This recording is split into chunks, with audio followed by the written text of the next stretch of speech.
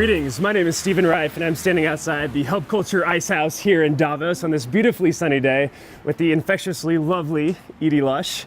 Now, over the course of the last 4 days, Edie's had the opportunity to interview over 60 people. She's probably done more interviews here than anybody else in Davos, and today we have the opportunity to turn the tables on her and ask about her impressions from the week. So, Edie, thanks for being here. Of course, thanks for having me. So, you've interviewed activists, authors, political leaders, business leaders, entrepreneurs, young, old.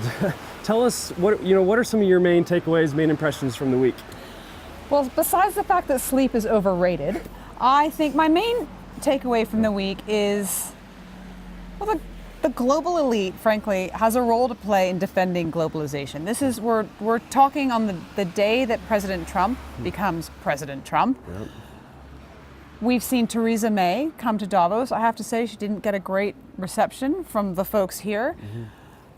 We're seeing populism around the world. And amazingly, the same conversations that I've actually had over the last 8 years are the same ones that people are still having now. So it's about, how do you make business more sustainable? How do you bring purpose to business? How do you bring gender into the equation? Yeah. And it's funny because in a way that isn't the biggest issue. The biggest issue that we all have to combat is this issue that countries are turning inwards. Now, Edie, along the lines of what you've been learning from the week, tell me the theme in Davos has been responsive and responsible leadership. Now, as you've talked to these different leaders, how have your impressions from that theme changed since day one when we got here to after hearing everybody talk? Do you think that was like a good theme for the conference? Do you think it was lacking in any areas given what's going on in the world today? I think these themes you can always criticize if you want, but I think it's a great theme. I do think actually it started out the week asking if President Trump was a responsible and responsive leader. And actually I had a great answer from Ludwig Siddiqui from the LSE who said that he does think he's a responsive leader. He's on Twitter, right? In terms of responsible, in terms of some of the things that he's said, not so much. And actually discussing this idea of leadership in food security, gender issues, gender equality, which has been one of our big themes this year. Looking at the circular economy, we're outside the Ice House, which is part of the circular economy. It came from a meeting here in Hub Culture and a collaboration between Bill McDonough and Stan Stolniker. And actually the interviews that I've done around plastics with Ellen MacArthur and Tim Brown from IDEO. Very responsive to the environment, to the needs. Very responsible. Of course, we should be recycling and reusing everything. Okay, great. And now, so in addition to being an accomplished author, speaker, you're also a mother to 3 kids. Yeah. So tell us, what is there something you're going to go home and tell them about, or something that you want other kids to learn from the week and the interviews that you've had?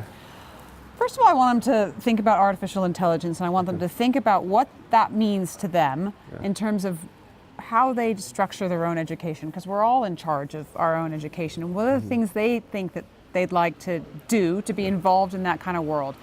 And I also really loved the interview with Susan Goldberg, editor of National Geographic, because she told me that about the spectrum of gender, that there's something like 45, 50 different ways that people identify, and that's going to be a huge issue for them.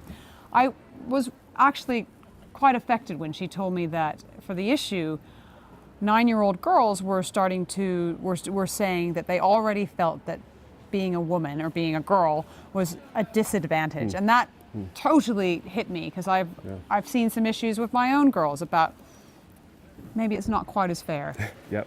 Well, great. Well, thank you so much. I've learned that it's not, you make it look easy. But as we conclude the day, is there one thing that you want our audience to take home with them from the week?